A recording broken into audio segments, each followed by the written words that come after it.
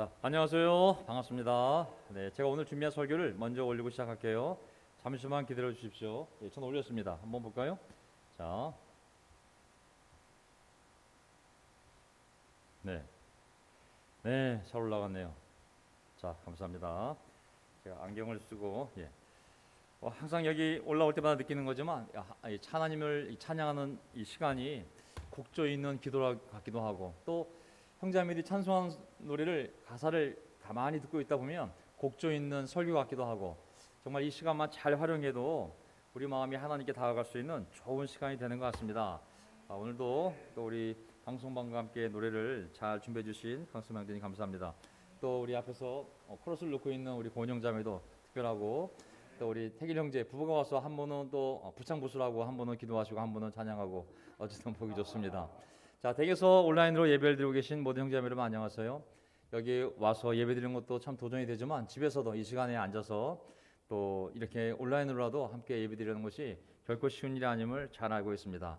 오늘도 하나님 주시는 힘으로 우리가 하나님 말씀을 또 함께 공부하면서, 아는 내용이라면 복습하는 의미에서, 또 몰랐던 거라면 새롭게 그걸 배움으로 말미암아 내 마음에 하나님에 대한 확신과 또 새로운 마음이 생기는 그런 시간이 됐으면 참 좋겠습니다. 자, 저는 오늘 설교 제목 그가 여호와를 찾는 동안이라는 제목으로 말씀을 전하겠습니다. 오늘 역대하 26장부터 26장, 27장, 28장까지 한번 요약을 해보도록 하겠습니다. 세 명의 왕이 등장하는데요.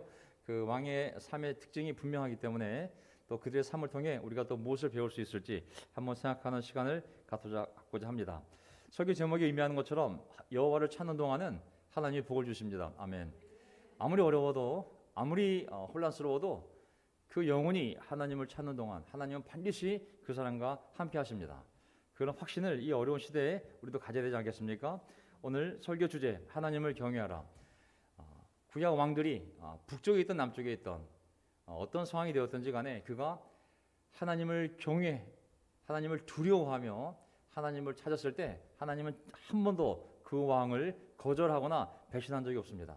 하지만 어떠한 이유가 되었든지 간에 하나님을 경외하지 않고 우상을 섬긴 왕은 한 명도 예외 없이 전부 멸망의 길을 걸었습니다.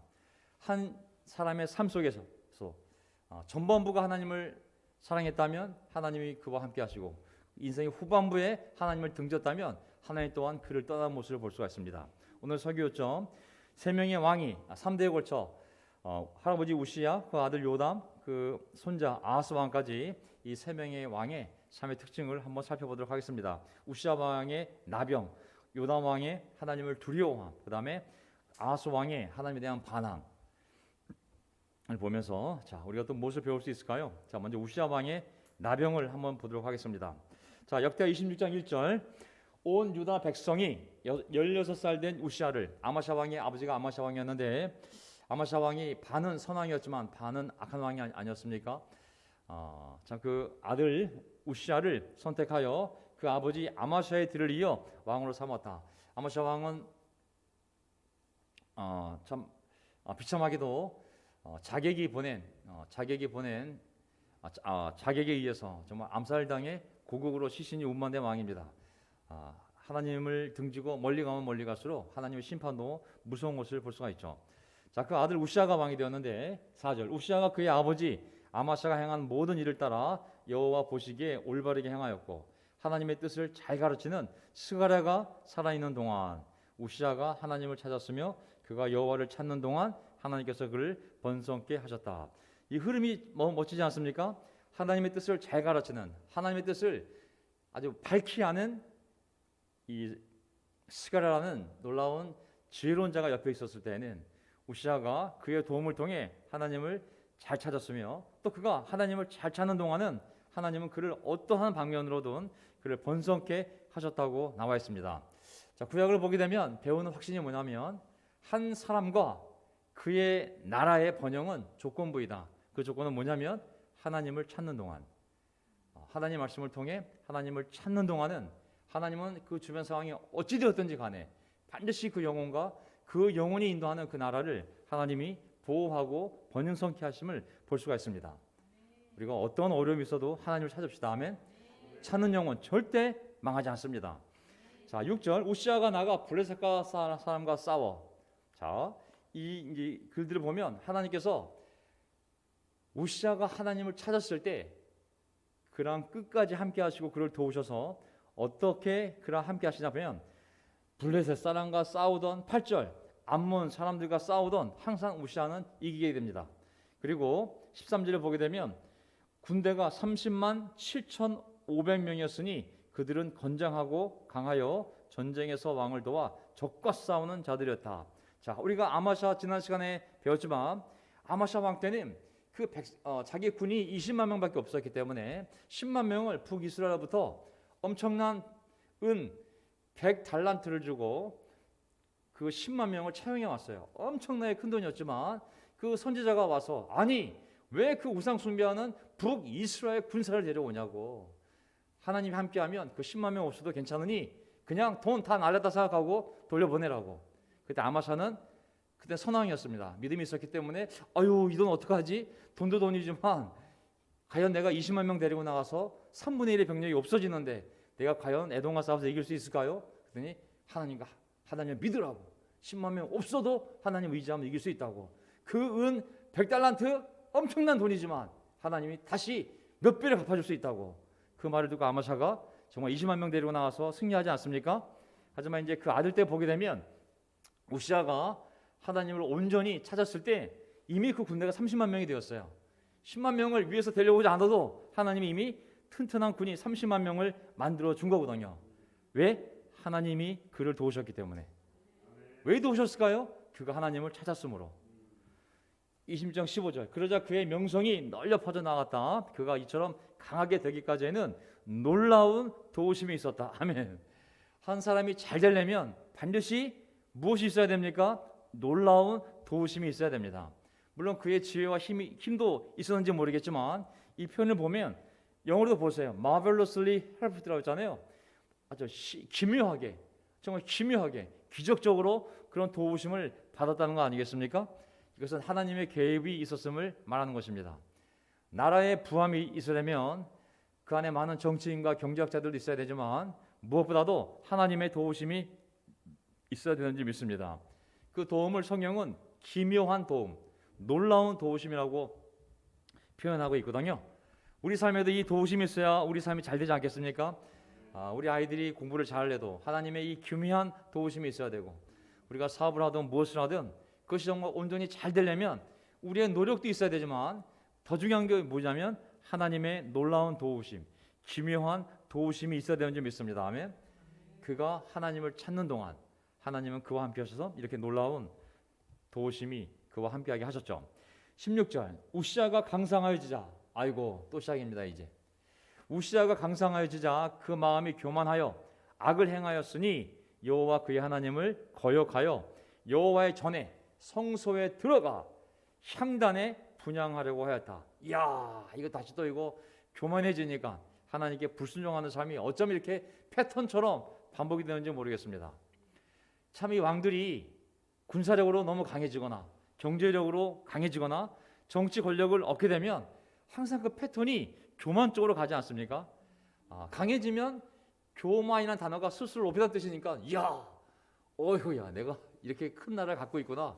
야 내 병력이 30만 명이야. 야 뭐 하여간 이런 많아지고 강해지고 탁월해지면 사람이 교만해진다는 생각이 들거든요.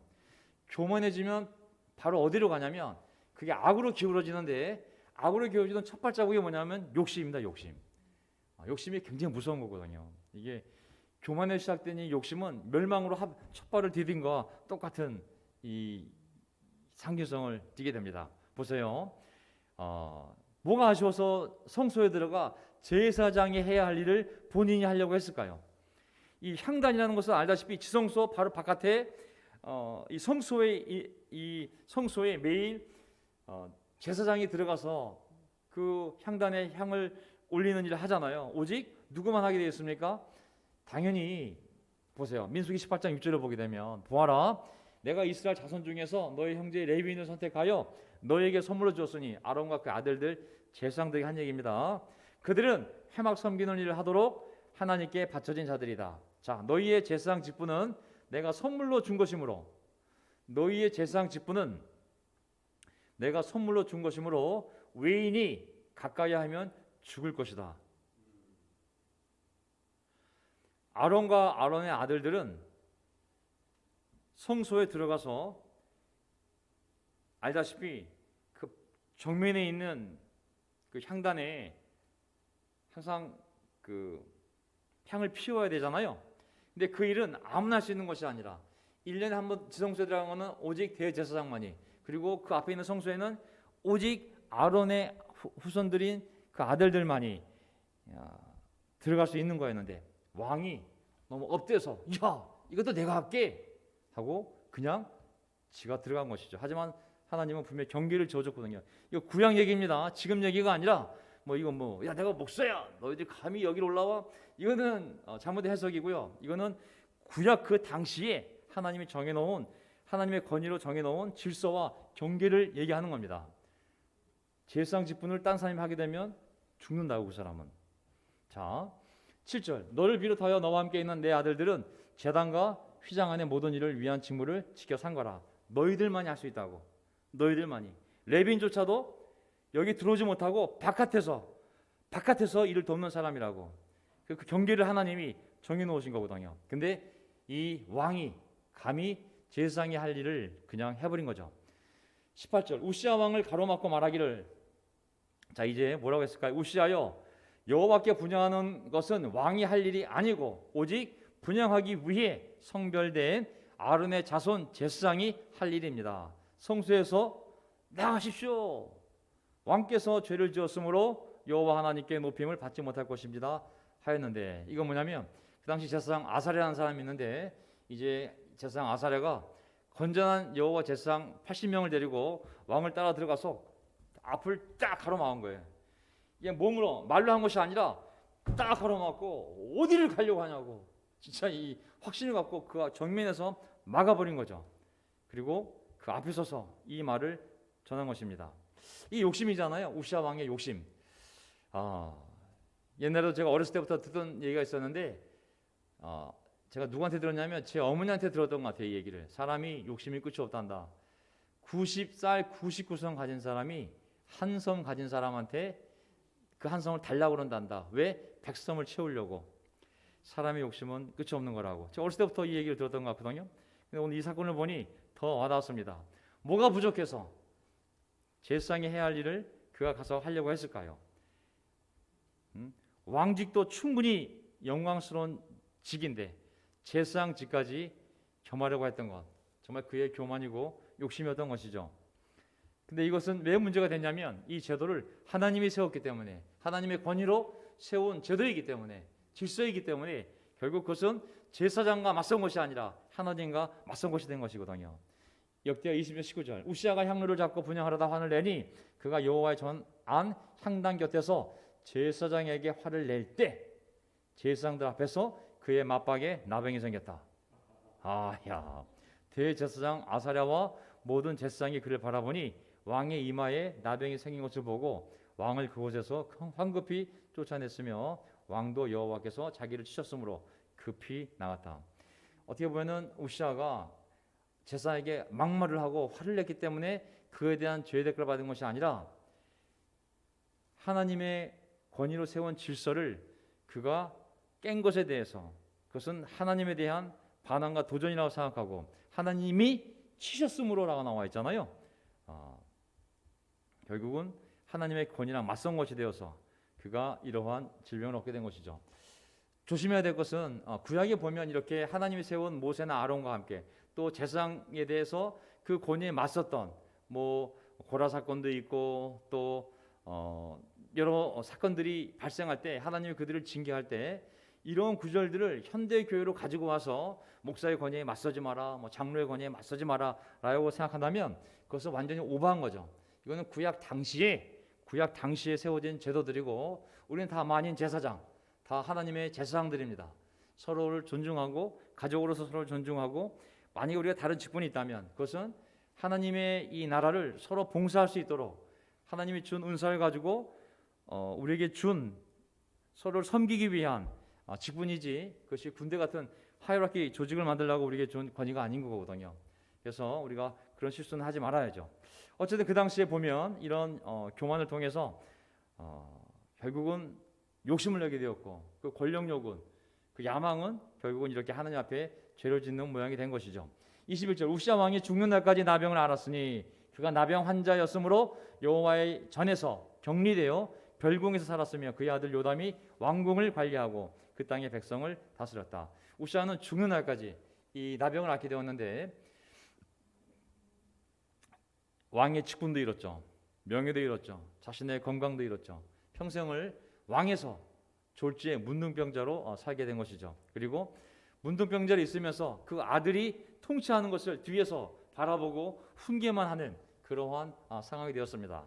그 우시아의 아들이 요담인데 그 요담이 왕궁을 관리할 때, 그의 백성을 다스릴 때 그 아버지가 살아 있었으니까 당연히 그 아들은 아버지의 모습을 보면서 야, 우리 아버지가 작년에 이랬는데 와, 이러다가 그냥 나병이 돼가지고 아이고야. 그 모습을 정확히 본 사람이 바로 이 요담이었던 것이죠. 자, 이제 요담이 왕이 되었습니다. 요담은 누굴 두려워할까요? 하나님 두려워하지 않겠습니까? 아버지가 어떻게 된 건지를 봤기 때문에 요담 왕이 등장합니다. 역대하 27장 1절 요담이 25세의 왕이 되어 예루살렘에서 16년 동안 다스렸다. 2절 요담이 그의 아버지 우시아의 모든 행위대로 여호와 보시기에 올바르게 행하였으나 아버지처럼 여호와의 성전에 들어가는 일은 없었으며 백성들은 여전히 악을 행하였다. 여기 보게 되면 아주 분명하게 표시한 건 뭐냐면 아버지처럼 여호와의 성전에 들어간 일을 절대 하지 않았다고 하지 않습니까? 왜냐하면 아버지가 당한 모습을 봤기 때문에 이야, 내가 왕이지만 저건 절대 하면 안 되는구나. 하나님의 징계를 분명히 봤기 때문에 그는 하나님에 대한 두려움을 분명히 가지게 되었던 것이죠. 아버지의 좋은 모습도 본받아서 어떤 일은 잘했지만 성경은 딱 한 가지를 딱 집어서 절대로 여호와의 성전에 들어간 일은 하지 않았다라고 얘기한 걸 봐서는 요담은 분명히 하나님에 대한 두려움을 가지고, 특히 내가 왕이라도 아버지가 했던 실수처럼 세상의 그 성소에 들어가면 안 된다는 것을 분명히 명심했던 것임을 알 수가 있습니다. 자, 이 두려움이 때로는 신앙이 필요하지 않습니까? 하나님에 대한 이 두려움이 정말 필요하거든요. 이 두려움은, 사람에 대한 두려움은 우리를 덫에 걸리게 하지만 하나님에 대한 두려움은 분명히 있어야 되는 점이 있습니다. 아멘. 이게 두려움이 있어야, 하나님에 대한 두려움이 있어야 내가 통제할 수 있고 절제할 수 있거든요. 사실은 이게 하나님을 사랑하기 때문만 할 수 있는 것이 아니라 때로는 하나님을 두려워하기 때문에 우리가 어떤 것을 하지 않고 해야 하는 그러한 동기가 분명해질 수 있습니다. 요담처럼. 저는 성경의 잠언만 보게 되면 이 하나님을 경외하는 것, 두려워하는 것 하나만으로도 얼마나 많은 일을 할 수 있는지 생각해 보십시오. 여호와를 경외하는 것이 지식의 근본이거든. 여호와를 경외하는 것이 벌써 내 지식의 근본을 쌓는 것과 똑같은 거거든요. 이게 지식을 쌓는 방향에서 하나님을 두려워하고 지식을 쌓는 것과 하나님을 모르고 지식을 쌓는 것하고는 완전히 지식의 질과 방향이 틀려지거든요. 잠언 2장 5절 여호와를 경외하기를 깨달으며 하나님을 알게 되리니, 하나님을 알려면 하나님을 두려워야 됩니다. 아멘. 하나님을 두려워하지 않는 사람이 절대 하나님을 알 수 없거든요. 사실은 하나님을 두려워할 때 하나님을 하나하나 알아갈 수가 있습니다. 잠언 3장 7절 여호와를 경외하며 악을 떠날지어다. 누가 악과 싸울 수 있을까요? 여호와를 두려워하는 자만이 악을 떠날 수 있습니다. 아멘. 자기의 의지만으로는 한계가 있거든요. 사실 하나님을 두려워할 때 그 십자가를 기억할 때 우리가 악의 유혹을 똑같이 받지만 그것을 저항할 수 있는 힘이 여호와를 경외할 때 생기는 거거든요. 잠언 8장 13절 여호와를 경외하는 것은 악을 미워하는 것이다. 악을 미워할 수 있는 근거는 뭐냐면 내가 여호와를 경외하기 때문이죠. 여호와를 경외하지 않는다면 악을 미워할 도덕적인 근거가 없어지는 거거든요. 여호와가 악을 미워하기 때문에 우리가 여호와를 경외할 때 우리도 악을 미워하는 것이거든요. 왜? 악이 여호와의 거룩성을 훼손한 것을 알기 때문에. 잠언 9장 10절 여호와를 경외하는 것이 지혜의 근본이요 모든 지혜의 근본이 여호와를 경외하는 것이라고. 하나님을 두려워하면 이미 지혜로운 삶을 시작한 사람임을 알 수가 있습니다. 아무리 똑똑해도 아무리 지혜로운 척해도 여호와를 경외하지 않는다면 이미 그의 지혜의 방향이 잘못된 방향으로 가고 있는 거 아니겠습니까? 잠언 10장 27절 여호와를 경외하면 장수하느니라. 할렐루야. 오래 살려면 여호와를 경외합시다. 아멘. 뭐 헬스클럽도 좋고 다 좋은데요. 건강식에 아침마다 맨날 온갖 의사들이 나와서 온갖 경공학자들이 나와가지고 우리 어머님들 그냥 지식이 너무 풍부해요. 웬만한 의사 수준 이상이에요. 그냥 날마다 보기 때문에 뭐가 좋은지 뭐가 나쁜지 무슨 병. 하지만 여호와를 경외하면 장수하느니라. 아멘. 야, 이게 그냥 빈말일까요? 저는 그렇게 생각하지 않습니다. 여호와를 경외하면 삶의 질서가 잡히고 여호와를 경외하면 하기 싫은 것도 할 수 있는 용기가 생기고 여호와를 경외하면 죄를 멀리하게 되고 여호와를 경외하면 욕심을 멀리하게 되고 영과 마음과 육이 다 연결되어 있기 때문에 영의 기준이 잡히면 우리 마음도 그 자리를 가게 되고 마음이 자기 자리를 잡으면 육신도 컨트롤될 수 있거든요. 여호와를 경외하면 장수하더니라. 아멘. 14장 27절 여호와를 경외하는 것은 생명의 샘이니. 야, 별거 아닌 것 같지만 진짜 생명의 샘이 잘 먹고 잘 지내는 것이 아니라 여호와를 경외하는 데서부터 생명의 샘이 있는 거 아니겠습니까? 얼마나 놀랍습니까? 잠언 22장 4절 겸손과 여호와를 경외함의 보상은 사람이 겸손하고 여호와를 경외하면 반드시 보상이 있는데 그 보상은 할렐루야 재물과 영광과 생명이니라. 좋은 거 다 들어있습니다. 아멘. 내 힘으로 억지로 하지 않아도 겸손하게 여호와를 경외하며 살아갈 때 하나님 우리 삶에 이런 것들을 주신다고 약속하신 줄 믿습니다. 그러면서 잠언 24장 17절 너의 마음으로 죄인의 형통을 부러워하지 말고 항상 여호와를 경외하라. 남 잘 되는 거 내버려 두라고. 너는 그냥 하나님만 두려워할 줄 알라고. 잠언 28장 14절 항상 하나님을 경외하는 자는 복되거니와. 하나님을 찾는 자 항상 하나님이 그와 함께 하셔서 그를 도우셨듯이 하나님을 경외할 수만 있다면 그 사람의 삶이 복된 삶이 될 줄 믿습니다. 31절 30절 고운 것도 거짓되고 아름다운 것도 헛되나 오직 여호와를 경외하는 여자는 뭐 여자만 해당되겠어요? 오직 여호와를 경외하는 남자는 칭찬받을 것이라. 남자가 아무리 잘생기고 직장이 좋고 학벌이 좋고 돈이 많고 집 있고 차가 좋아도 아무리 인간적으로 나이스해 보여도 오직 하나님을 경외하는 남자는 칭찬을 받을 것이요. 아무리 외모가 예쁘고 아무리 능력이 뛰어나고 전문적이고 평생을 벌어먹일 수 있는 의사자가 있든 약사가 있든 뭐가 있든 아무리 훌륭한 모습이라 할지라도 여호와를 경외하지 않는다면 조심해야죠. 자, 여호와를 경외하는 여자는 칭찬을 받을 것이라. 아멘. 아멘. 아멘. 예. 고운 것도 거짓되고 아름다운 것도 헛되고 돈 많은 것도 헛되나 학벌 좋은 것도 헛되나 오직 여호와를 경외하는 그 사람만이 칭찬을 받을 거라고. 아멘. 역대하 27장 6절 이제 요담의 삶을 보겠습니다. 요담이 여호와 그의 하나님 앞에서 바른 길을 걸었으므로 점점 강해졌다. 요담은 사실 아버지의 그 삶을 분명히 봤기 때문에 아버지가 올바른 길을 가서 복을 받은 것과 또 말년에 아버지가 그렇게 실수를 해서 그렇게 벌을 받아 평생 나병으로 사는 모습을 아버지가 그 아들과 함께 걸으면서 그 뒤에서 계속 알려주었기 때문에 또 보았기 때문에 그가 하나님을 경외하는 자였거든요. 그러므로 그가 바른 길을 갈 수 있었고 그러므로 말미암아 하나님이 그를 점점 강하게 했다 그랬거든요. 이걸 보면 재산도 문제가 안 되고 재능도 문제가 안 되고 학벌도 문제가 안 되고 재주가 없어도 되고 하나님만 경외할 줄만 알면 되는구나 라는 생각이 들 때 어떨 때는 보면 안도감이 듭니다. 아멘.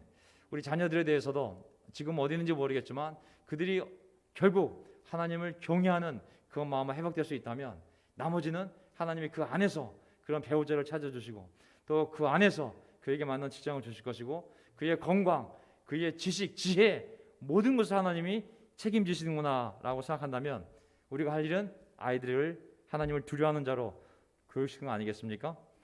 자 9절 그의 아들 아하스가 그들을 이어 왕이 되었다. 이제 우시아가 그렇게 나병이 걸려서 은퇴, 그 다음에 그의 아들 요담이 그 아버지의 모습을 보고 정신을 바짝 차리고 하나님을 두려워함으로 말미암아 올바른 길을 갖고 그리고 그의 나라가 강성해졌어요. 이제 그의 아들이 등장하게 됩니다.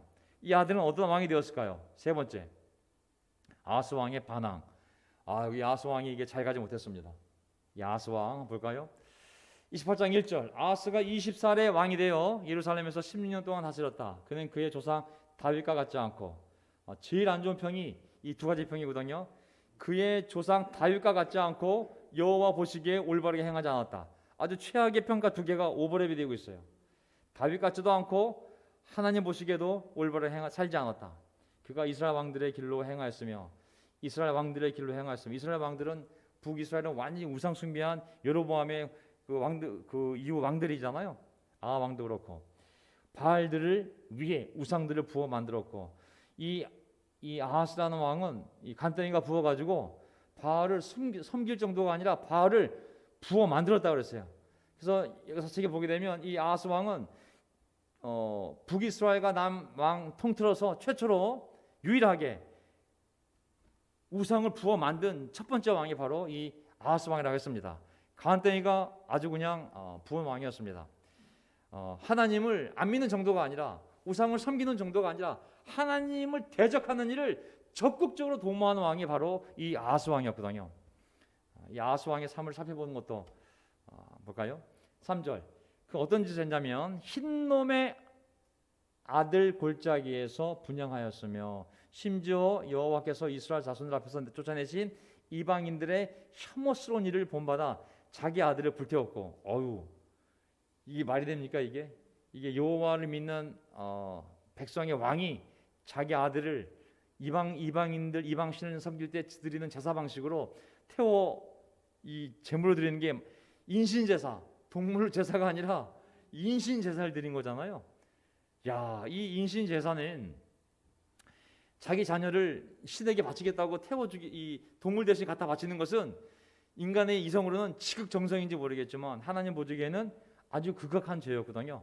모세 율법으로 보면 사형에 해당되는 아주 가증스러운 이 일이 바로 인신제사였습니다. 한번 볼까요? 레위기 20장 1절에서 5절을 보게 되면 레위기 20장 2절 너는 이스라엘 자손에게 말하여라. 누구든지 이스라엘 자손 중에서나 이스라엘에 거주하는 거류민 중에서 자기 자식을 몰렉 신에게 주는 사람은 반드시 죽이되, 그것도 그냥 죽이지 말고 그 땅의 백성이 그를 돌로 쳐 죽여야 한다.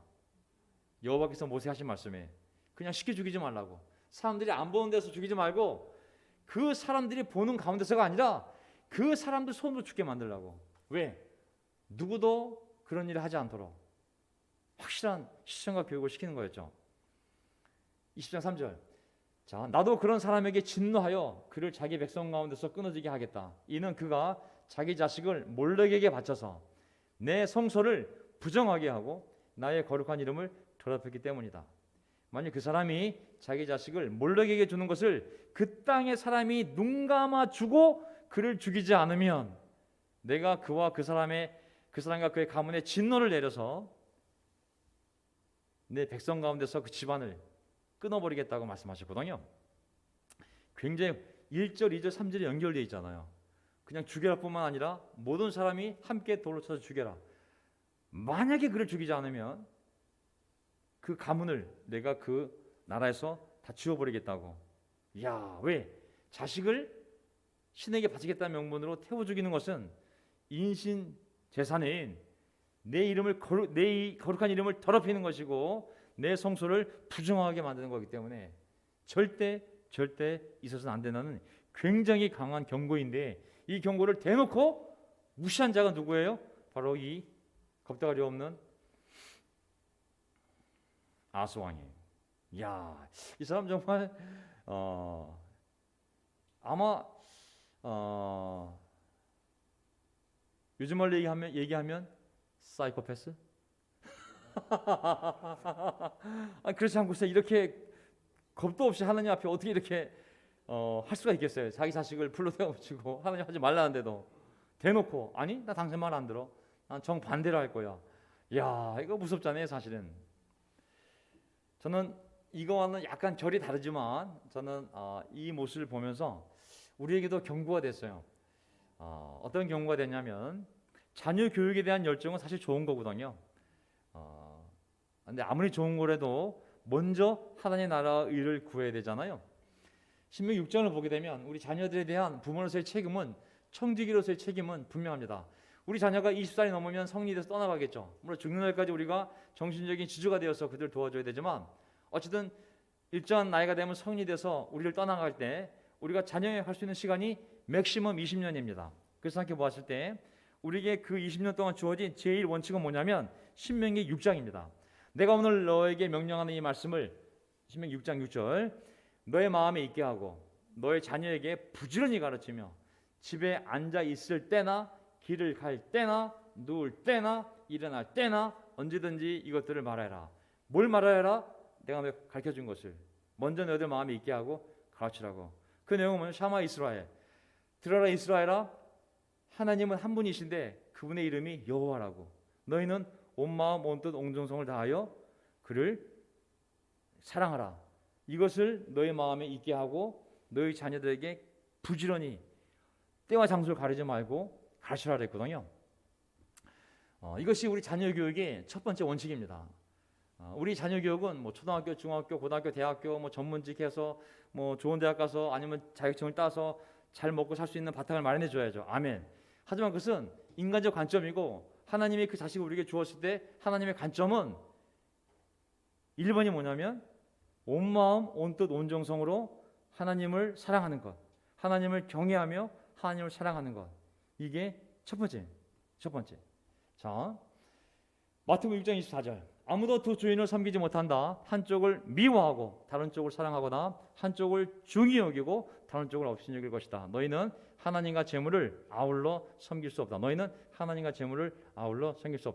여기서 이제 알다시피 이 재물이라는 것이 맘몬, 우리나라 말로 맘몬이지만은 헬라어로는 맘모나스, 돈, 이 불안, 돈과 불안 뜻이거든요. 근데 우리는 이제 맘몬신으로도 맘몬신으로도 이제 비유적으로 얘기를 하고 있는데 결국 세상의 물질주의를 얘기하는 거 아니겠습니까? 예수님과 세상의 물질을 함께 따라갈 수는 없다고. 저는 우리가 부모로서 자녀들에 대해 그 교육의 방향을 생각해 보았을 때 우리 모두에게 도전이 되지만 학교 교육도 있고 또 대학을 가려면 또 과외도 해야 되고 요즘 뭐 초등학생들부터 전부 다 과외를 하니까 어쩔 수 없이 애들한테 가르쳐야 될 분명한 부모로서의 의무도 있지만 우리 부모로서의 교육의 본질은 자격증 공부도 아니고 입시 공부도 아니고 하나님이 그 생명을 우리에게 주었을 때 우리가 청지기로서 그 영혼의 청지기로서 20년 동안 그를 먹이고 키우고 돌보고 교육시켜야 할 책임이 있는데 하나님이 준 책임이 있는데 그 책임의 본질은 하나님은 한 분이시니 그분의 이름은 여호와라고. 여호와 하나님을 온 마음, 온 뜻, 온 정성을 다해 사랑하라고. 너부터 그렇게 하고 자식들에게 가르치라고. 그게 부모로서 우리가 해야 될 교육의 첫 번째 일입니다. 그것을 최선을 다해 가르쳐야 할 책임이 우리에게 있습니다. 그걸 주일학교 가는 것이 아니라 교회가 할 일이 아니라 부모들이 집에서 날마다 해야 할 일이라고 성경은 우리에게 얘기하고 있습니다. 저도 저희 딸에 대해서 아들은 이제 군대 가 있지만 좀 있으면 제대하겠지만 우리 둘째 딸에 대해서도 뭐 많은 생각이 있지만 무엇보다도 아이가 교회 오는 것 그리고 날마다 할 수만 있다면 매일 성경을 보는 것. 물론 우리가 억지로 할 수는 없지만 그래도 최선을 다해서 부모 입장에서 해야 할 바를 다 해야 되지 않겠습니까? 우리 아이들을 만몬신에게 바치는 일이 교회 안에서 일어나서는 안 되겠죠. 많은 세상의 부모들이 아이를 어렸을 때부터 엄청난 돈을 투자해서 좋은 학교를 보내기 위해서 또 유학을 보내기 위해서 영어를 가르치고 수학을 과외를 가르치고 엄청나게 하지 않습니까? 그 목적이 뭐겠습니까? 하나님 잘 믿으라고 그렇게 가르칠까요? 아니 하나님 잘 믿으라고 그 엄청난 학원에 보내며 영어 잘하라 국어 잘하라 수학 잘 왜? 네가 국영수를 잘해야 하나님을 잘 믿을 수 있기 때문에 너는 그걸 잘해야 돼 라는 부모는 없잖아요. 사실은 좋은 대학에 갈 수 있도록 아니면 정말 대학에 가서 자격증을 딸 수 있도록 네가 잘 먹고 잘 살 수 있도록 결국 맘몬 세상의 맘몬을 많이 얻을 수 있는 직장 의사가 되든 변호사가 되든 검사가 되든 뭔가 네가 미래에 많은 맘몬을 벌 수 있는 곳으로 가기 위한 투자가 아니겠습니까? 뭐 부모로서 당연히 이 험난 세상에서 아이들이 기술을 갖고 또 올바른 자격증을 갖고 살아갈 수 있는 그 수단을 얻는 것은 당연히 또 우리가 해야 할 일이죠. 하지만 그것이 1번이 아니라 하나님을 온 마음, 온 뜻, 온 정성으로 그를 사랑할 수 있는 인격체, 신앙인으로 만드는 것이 우리의 첫 번째 의무임을 절대 우리 모두 잊지 맙시다. 아멘. 왜냐하면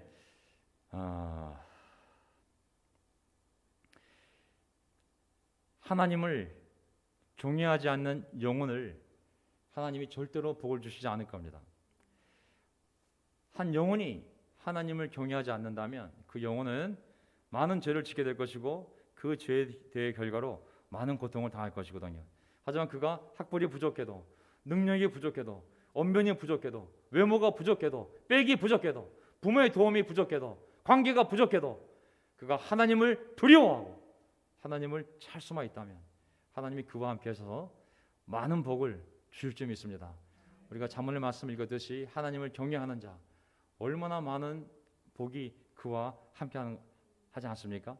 저는 제 아들이 그런 삶을 살기를 바라고 저도 아침에 뭐 군대에 자식을 보낸 아버지 입장으로서 매일 큐티도 남기고 또 바람도 남기지만 오늘도 썼거든요. 네가 제대로 하게 되면 하나님께서 너의 삶을 더 성숙하게 그리고 멋지게 인도하실 거라고. 우리 진영에도 제가 큐티를 남깁니다. 초등학교 5학년이지만 매일 제가 큐티를 남기고 뭐 이모티콘도 보내고 뭐 사랑해요, 좋아요, 뭐 별짓 다 하는데 뭐 다 어쨌든 안 보기도 하고 뭐 가끔 반응도 그러는데 저도 제 딸이 지금은 저렇게 뭐 반항적인 부분도 있지만 언젠가는 하나님을 두려워하는 아이로 성장해서 뭐 고졸이면 어떻습니까? 또 중졸이면 어떻습니까?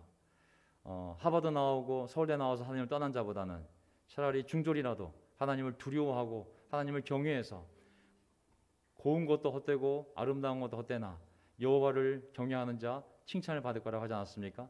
저는 그러한 요인으로 제 딸이 자라기를 간절히 바라고 있습니다. 아멘. 우리 모두 그거를 항상 기억합시다. 자, 결론을 내볼까요? 그래서 28장 5절을 보게 되면 그러므로 여호와 그의 하나님께서 그를 아람 왕의 손에 넘기시니 그가 아하스를 치고 많은 무리를 포로 잡아 다마스커스로 끌고 갔다. 결국은 어떤 일이 벌어지냐면 하나님이 함께 하시지 않으니까 주변에 있는 모든 나라들이 다 들고 일어나는 거예요.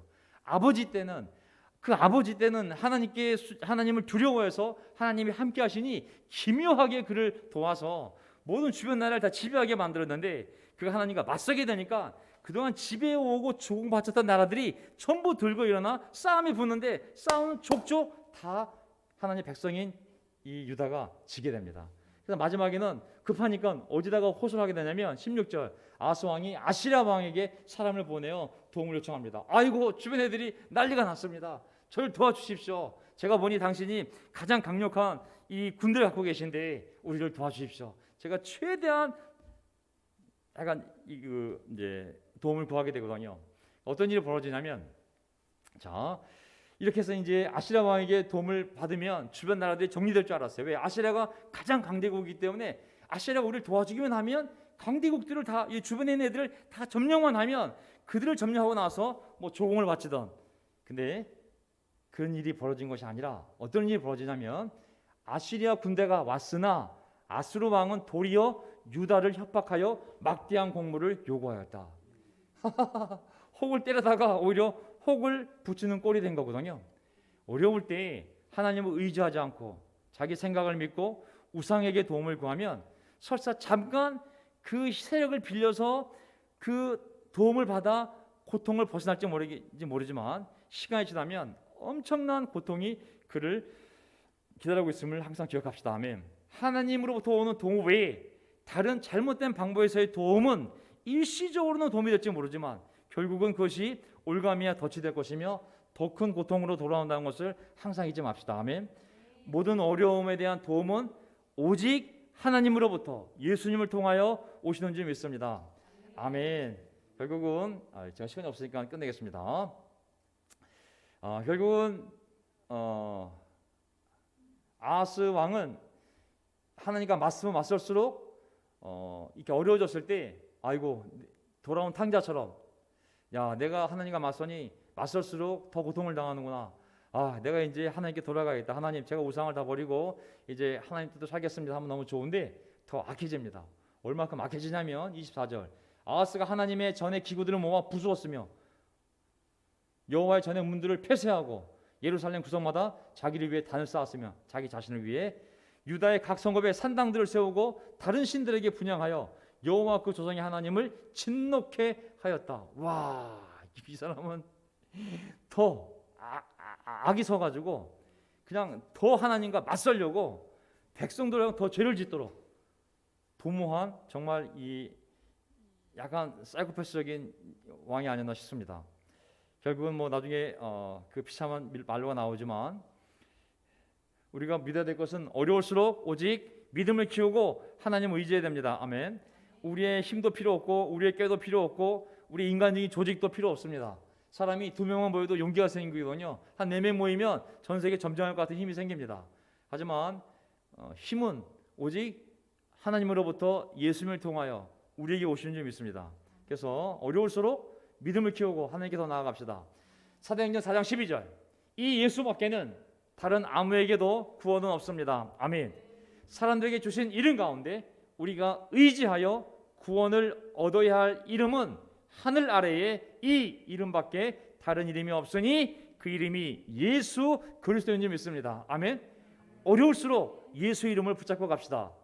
우리의 힘도 소용이 없어요. 인간 조직도 소용이 없어요. 우리의 잔꾀도 소용이 없어요. 그냥 전적으로 예수님의 이름을 붙들고 하나님께 의지해야 되는 줄 믿습니다. 사도행전 11장 2, 3절 보게 되면 바나바가 가서 하나님의 은혜가 내린 것을 보고 이방인 가운데 교회가 세워졌을 때 기뻐하였죠. 모든 사람에게 굳센 마음으로 오직 주님을 의지하라고 권하였다. 아멘. 다른 방법이 없어요. 사실은 그냥 하나님을 의지하라고. 하나님을 의지하면 죽이 되든 밥이 되든 거기서 하나님의 해결책이 나오게 되었습니다. 고린도후서 1장 9절 우리는 이미 죽음을 선고받은 몸이라고 느꼈습니다. 왜? 해도 안 되니까. 그렇게 된 것은 우리 자신을 의지하지 않고 죽은 사람을 살리시는 하나님을 의지하게 하기 위함이었습니다. 모든 고난의 초점은 뭐냐면 너희 자신을 의지하지 말고 죽은 사람을 살리시는 하나님을 의지하라는 것이 모든 고난의 그 지향점이라는 것을 볼 수가 있습니다. 하나님을 의지합시다. 아멘. 네. 저는 그래서 이 강한 사람들 한편으로는 필요하지만 한편으로는 저는 두려워요. 물론 강한 사람들이 앞에 서서 나아가자, 싸우자, 이기자, 하나님께 가자, 외쳐야 될 사람이 있어야 되지만 잘못하면 그 강한 성격 때문에 사람을 잘못 인도할 수 있거든요. 사실은. 그래서 저는 여러분들이 잘 분별하시기를 바라요. 그 사람이 아무리 강해도 확신이 강하다고 해서 다 옳은 것이 아니거든요. 그 사람이 아무리 강해도 우리의 신앙의 대상은 하나님이요 우리가 봐야 될 것은 하나님의 말씀이에요. 아멘. 그 사람의 확신을 따라가면 안 돼요. 그 사람의 확신을 통해서 내가 하나님을 바라보고 하나님의 말씀으로 가서 내 확신을 가져야지. 그 사람의 확신 때문에 내가 그 사람 확신을 믿고 따라가면 이단됩니다. 아멘. 오아시스 돌라라 브라질 한인교회 나왔잖아요. 어저께 PD수첩에 엄청난 사건이에요. 그거 한번 보세요. 그 PD수첩에 그것이 알고 싶다에 나왔나? 또 다른 브라질판 한국교회 이단이 나왔는데 제가 염려하던데 그대로예요. 사실은 사람을 고립시키고 브라질 저 시골에 내려가서 농장을 일구고 완전히 고립시키고 그리고 그 교주가 재림 예수가 돼서 그 사람을 살아계신 하나님으로 믿게 만드는 거죠. 근데 외부랑 단절시켰기 때문에 비교할 수도 없고 뭐 어떻게 도움을 구할 수도 없고 그 안에서 대를 이어서 아이들까지 세뇌교육이 되는 거거든요. 굉장히 무서운 일이거든요. 그래서 저도 이 외모를 보면 강하잖아요. 말투도 강하고 확신도 강하고 뭐 운동가 출신이니 뭐 하지만 어떨 땐 도움이 돼요. 예수를 믿어라. 우리가 예수님만 섬겨야 됩니다. 하지만 저도 걱정이 하나 있어요. 그 사람의 확신이 강하다고 해서 그 확신을 믿으면 안 돼. 그것이 우리에게 자극이 돼서 우리로 하여금 하나님께 가서 하나님 말씀을 보고 내 확신으로 가야지 그 사람의 확신으로 가면 안 된다는 거예요. 저도 여러분도 그 확신을 그것을 분명히 알고 강한 것이 옳은 것이 아니라는 것. 어떤 때 보면은 저도 강하고 어떤 바브톡 인도자도 강한 사람도 있어요. 조심하세요. 그 강함이 도움이 될 수도 있지만 우리가 믿고 따라가는 것은 사람의 강함이 아닙니다. 하나님 말씀이 우리를 인도해야 돼요. 아시겠죠?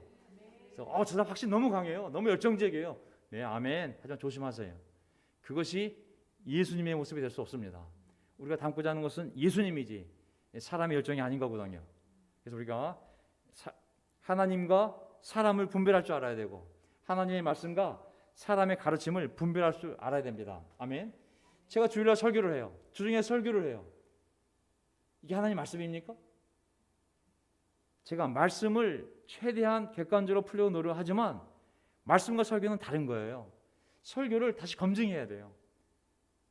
그것이 정말 하나님 말씀을 올바로 풀었는지 우리가 이성이 있기 때문에 다시 추석서도 보고 또 성경책 다시 확인해 보면서 그 사람이 그 말씀을 올바로 인용하고 해석했는지를 우리가 확인을 해야 돼.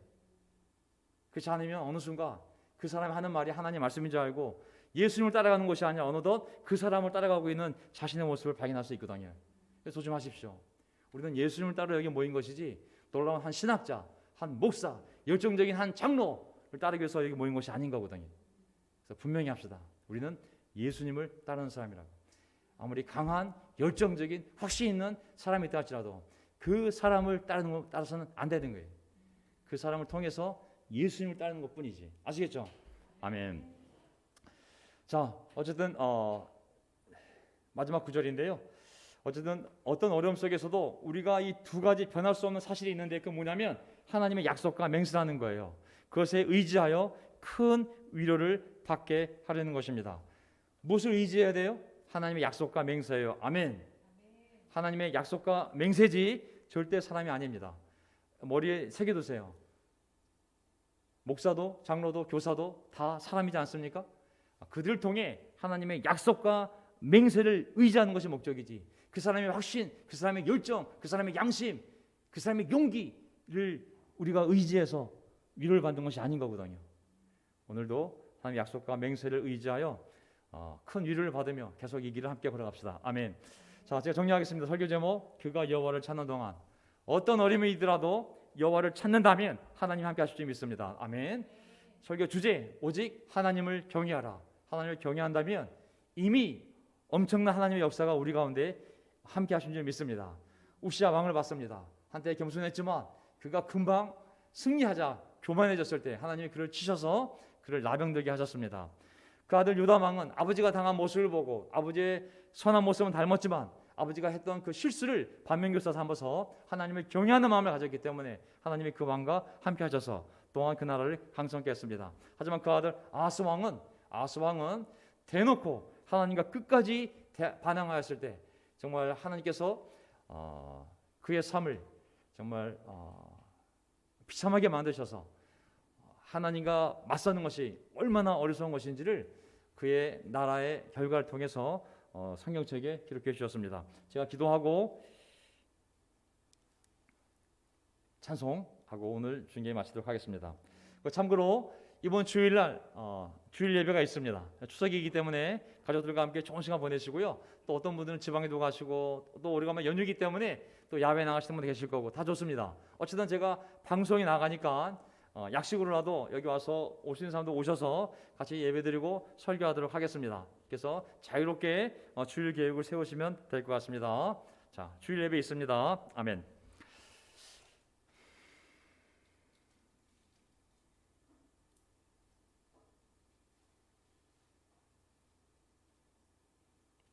하나님 아버지,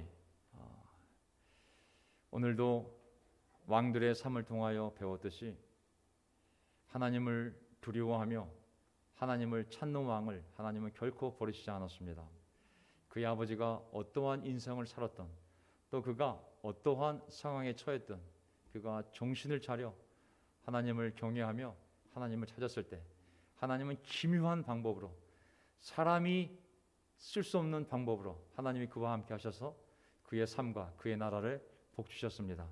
하지만 어떤 영혼이 하나님과 끝까지 맞서며 하나님께 다가오지 않고 오히려 하나님께 도전하며 하나님의 권위에 도전하며 반항하며 끝까지 반대길로 갔었을 때 하나님께서 그를 징계하는 모습을 통하여 얼마나 그것이 어리석은 삶인지를 또 우리에게 보여주셨습니다.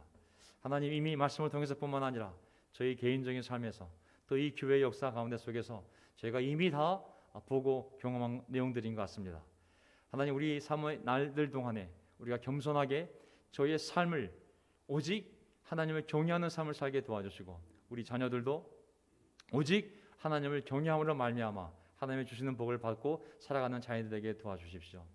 하나님을 경외하기에 하나님 말씀을 있는 그대로 실천하기 위해 최선을 다하는 저희 세대와 다음 세대가 되기를 또한 간절히 바랍니다. 하나님을 온 마음, 온 뜻, 온 정성으로 사랑하는 것이 어리석은 삶이 아니라 그것이 가장 지혜로운 삶이요 가장 복된 삶임을 그것이 오히려 가장 쉬운 삶임을 세상 사람들이 알게 도와주십시오. 우리의 학벌도 소용이 없고 우리의 외모도 소용이 없고 우리의 재능과 가진 것과 유산도 소용이 없습니다. 오직 하나님을 경외하는 것과 하나님을 최선을 다하여 사랑하려고 하였을 때 하나님께서 그 사람을 어떻게 쓰시며 복 주시는지를 세상 사람들이 볼 수 있도록 우리의 삶을 인도해 주십시오. 우리 자녀들에 대하여 우리가 우리 아이들을 맘모신에게 바치지 않게 도와주십시오. 우리가 가진 재산이 우리 것이 아니요 하나님이 맡기신 것입니다. 우리 자녀들의 생명이 우리의 소관이 아니요 하나님께서 우리에게 그 아이들이 성인 될 때까지 하나님을 잘 가르치라고 경건한 자녀로 키우라고 우리에게 맡기신 점이 있습니다. 먼저 하나님의 나라 의를 구하는 태도를 가지고 우리 아이들에게 하나님을 경외하고 하나님을 사랑하는 사람이 될 수 있도록 제가 최선을 다해 가르칠 수 있도록 도와주십시오. 아무리 국영수를 가르쳐도 그 아이들이 하나님을 섬기는 것을 배우지 못합니다. 하나님, 우리 부모들이 교회에 맡기지 말고 주일학교에 넘기지 말고 각자의 집에서 저희 집에서 각자의 자녀들을 일정한 시간을 내어서 5분이 되었던 10분이 되었던 15분이 되었던 날마다 아이들에게 하나님을 가르치는 말미암아 아이들의 마음속에 1mm씩 1cm씩 1g씩 하나님을 경외하는 마음이 하나님을 찾고자 하는 마음이 생길 수 있도록 희묘한 방법으로 도와주시옵소서. 오늘 이 저녁 집에서 또 이곳에 와서 함께 예배를 드리는 모든 10년 가운데 주님 함께해 주시고 그대하는 모든 일에 복을 내주시길 간절히 바라오며 추석 가족들과 함께 하나님 주신 이 놀라운 복 가운데 속에서 잘 보내다가 다시 주일날 만날 수 있기를 바라오며 예수님의 이름으로 기도합나이다. 아멘.